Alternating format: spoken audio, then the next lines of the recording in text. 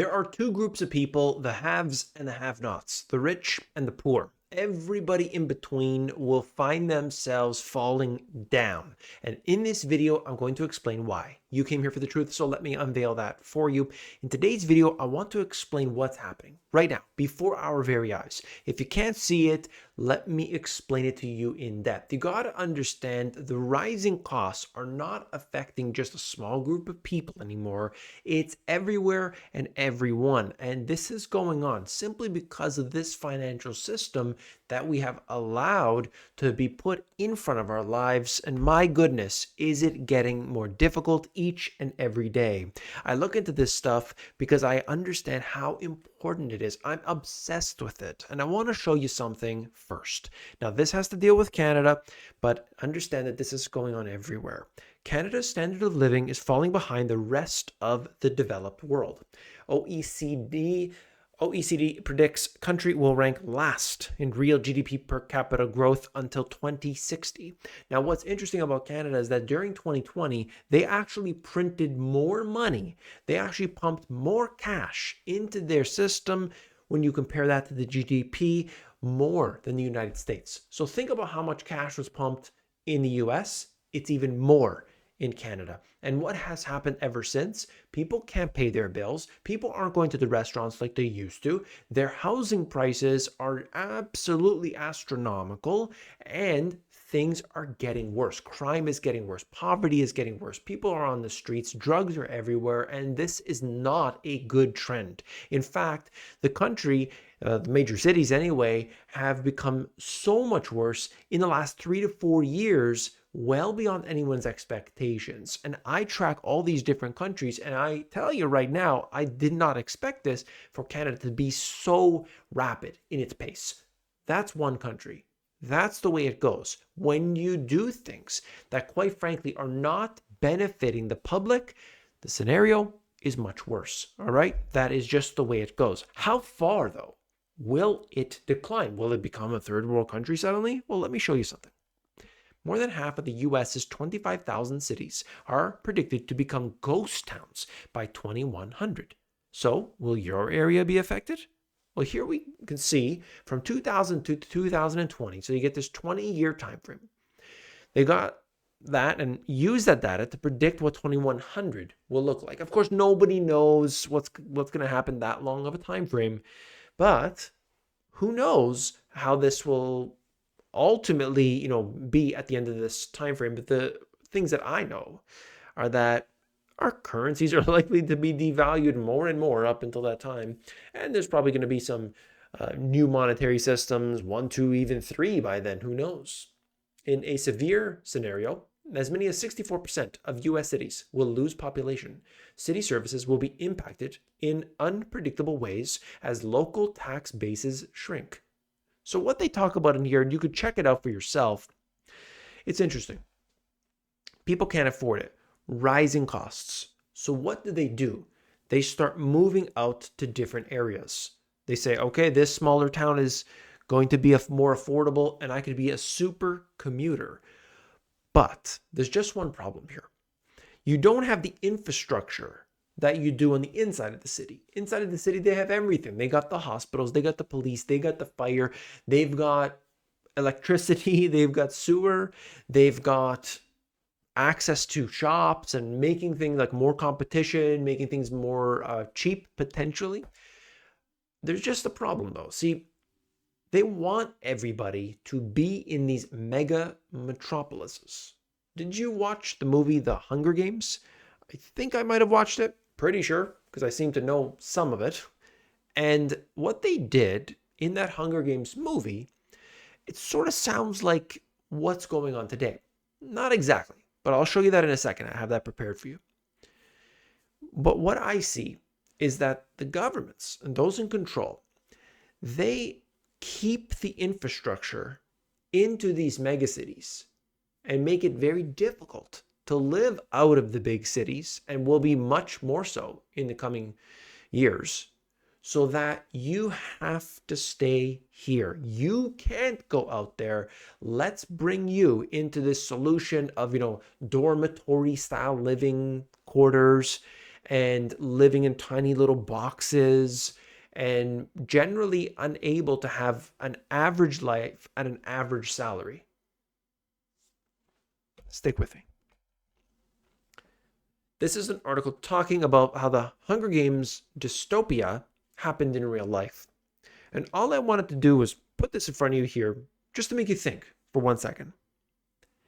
In this Hunger Games, what was important to me as part of it was that, yes, there was clearly a class divide, rich and the poor. But there was also a restriction of resources.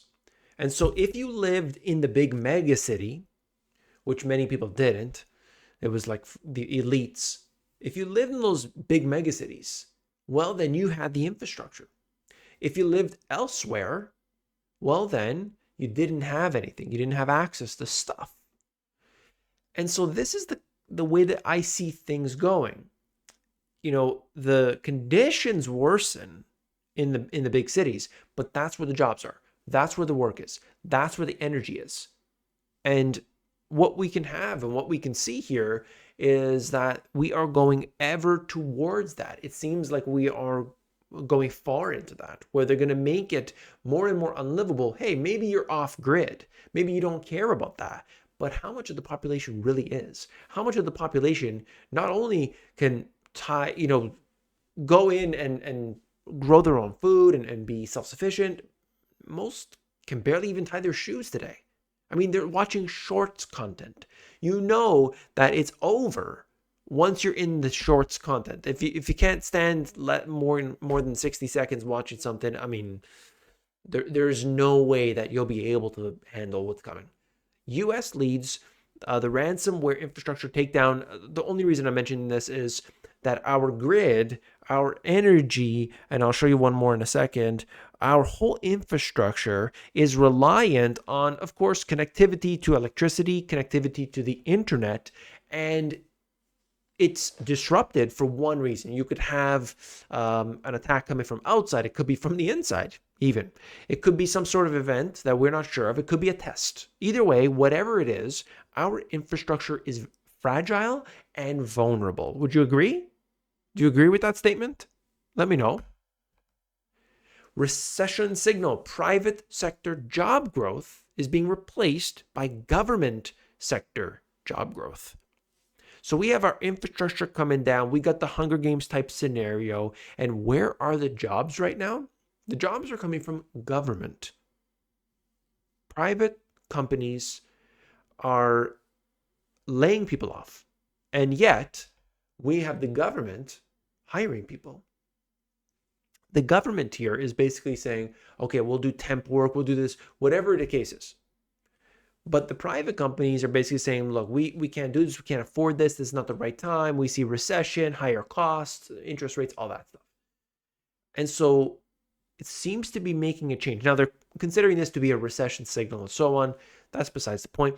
What I look for here is a big change where the government, with all that tax base, is going to be able to throw that cash. But we go even further. We go much further. I'll show you. You could see people are hungry today.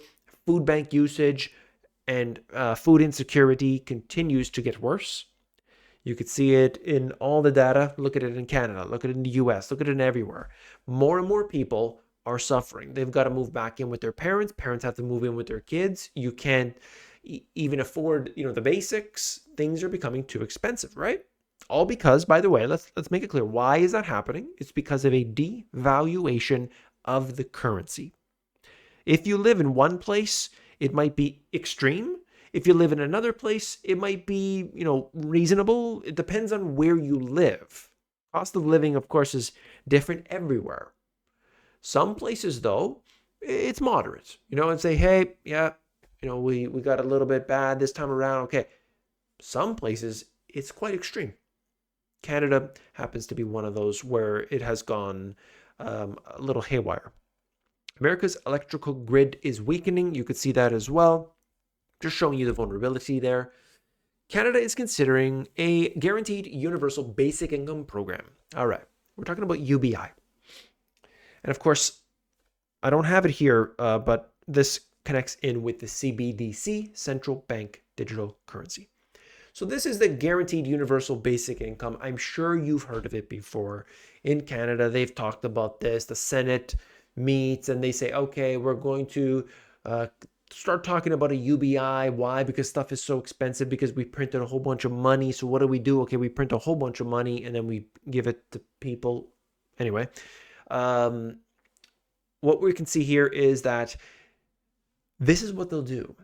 They're going to basically erode what we have as individuals and say, you want to go live off in the middle of nowhere? Go ahead. But you're not connected in to the city center, to the jobs, to the economy.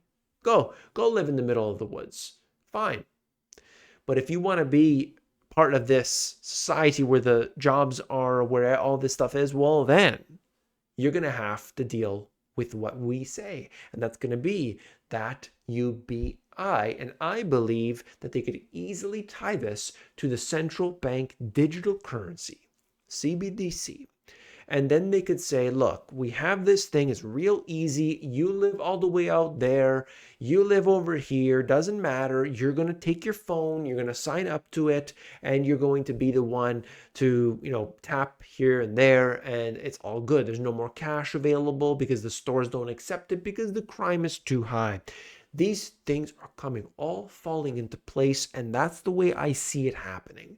They reduce the infrastructure. The infrastructure is crumbling. And where do they spend their money? Where do they spend it? Look at what your governments are spending their money on, hundreds of billions of dollars. Where are they spending that money? On your roads and bridges and, making things safer for you, right? That's what they're spending their... Oh, no, actually, it's not. It's being spent on things that, in my opinion, are wasteful, are nonsense, and are immoral. So this is what we have. You will be accepting it. And why do I say you will be accepting it? It's because the cost of living is going to get so high, it's going to be strangling you. And you say, I don't want that CBDC. I don't want anything to do with it. I'm not going to take it. And then you start drowning. And you start drowning. And you say, what do I have to do? And you accept it. And that's where they've got you. That's what's happening here today. Do not wait for this magical deflation to come in and save the day. Don't wait for somebody out there to say, buy my course, and I'm going to tell you just what to do. I'll be the one to save you. These are fantastical dreams. These are unicorns and rainbows and kittens. But understand the reality of the circumstance is much different than that. Okay? If you want to know what's going on in depth, I've got a free financial education program. It's called Compass. I wanted everybody to have the basics down packed, to understand everything at this basic level so that they could build up on top of that. themoneygps.com. You go in, you don't need to pay anything. Not $99.99, not $50, not $10, not $5, not $1, not even your email address. themoneygps.com. You go through Compass and you learn the basics. I hope that each and every person will do that. And then I made sure that it doesn't even link to my YouTube channel, to my books, nothing. Actually, my books might be the link at the bottom. But when you just go through the course, you won't even see that. I don't talk about that. I don't do any of that. You got to go through that. I'm pretty sure. You got to go through that because it's my way of helping the public get educated where they need to be. Okay? Please do so. Tell your friends, tell your neighbors, tell your barber. I hope that you will do that. And as always, don't forget to give a thumbs up. When you do, you're supporting the channel. And I'll see you tomorrow. Take care.